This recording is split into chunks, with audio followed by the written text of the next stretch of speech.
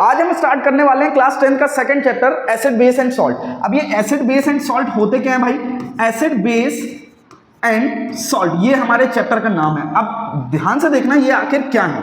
देखिए class 9th में आप लोगों ने एक चैप्टर पढ़ा था जिसका नाम था मैटर अराउंड अस। उस चैप्टर का नाम क्या था भाई? Matter around us.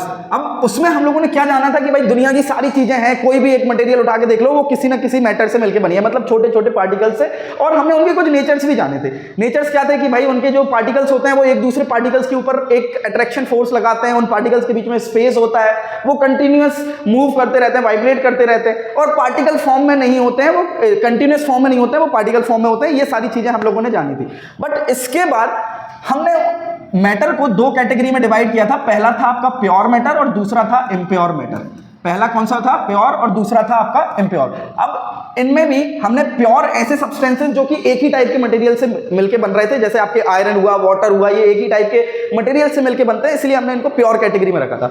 और सेकंड में इम्प्योर, ऐसे जो डिफरेंट टाइप के मटेरियल से मिलके बन रहे थे उनको हमने इम्प्योर मैटर बोला था। ठीक है। अब प्योर में हमने दो कैटेगरी और देखी थी। पहला था आपका एलिमेंट और दूसरा था आपका compound.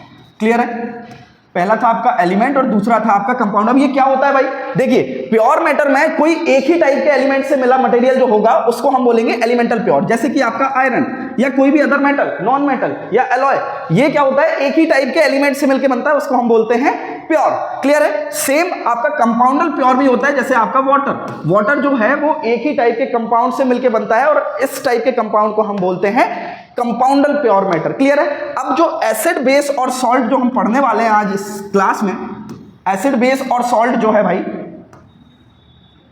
Acid base and salt जो है वो इसी कंपाउंडल प्योर मैटर का हिस्सा है।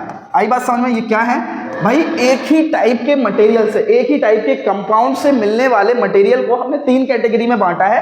पहला है आपका एसिड, दूसरा है आपका बेस, और तीसरा है आपका सॉल्ट। अब ये है क्या भाई? ध्यान से देखो कि कोई भी एक ऐसा मटेरियल जो जिसका नेचर जो है वो सेम वाइज अपन को कैटेगरी वाइज एक जैसा लग रहा है, तो हमने उनको एसिड कैटेगरी में रख दिया। अब दूसरा है आपका बेस, जिसमें डिफरेंट टाइप के मटेरियल्स, कुछ स्मेल अलग है, कुछ अलग कैटेगरी दिख रही है, उसकी नेचर दिख रहा है उसका, हमने उसको बेस कैटेगरी में रख दिया। और सॉल्ट कैटेगरी ऐसा जो कि हम पढ़ने वाले हैं आज, पूरा बताऊंगा इन्हीं के बारे में, समझाऊंगा मैं कि कैसे इन लोगों को हम पता लगा सकते हैं कि कोई भी मटेरियल जो है वो एसिड है, बेस है, सॉल्ट है, या ये एसिड बेस जब एक दूसरे के साथ रिएक्ट करते हैं या किसी और दूसरे सब्सटेंस के साथ रिएक्ट करते हैं तो क्या फॉर्म करते हैं, क्या उनका नेचर दिखता है, हमें फाइनल प्रोडक्ट क्या मिलता है। यही सारी चीजें हम इस चैप्टर में पढ़ने वाले हैं। तो आज डलने वाली है acid base and salt chapter की सेकंड वीडियो साइंस 10th में। आप देखते रहें और टीएनबी का हौसला बढ़ाते रहें। धन्यवाद।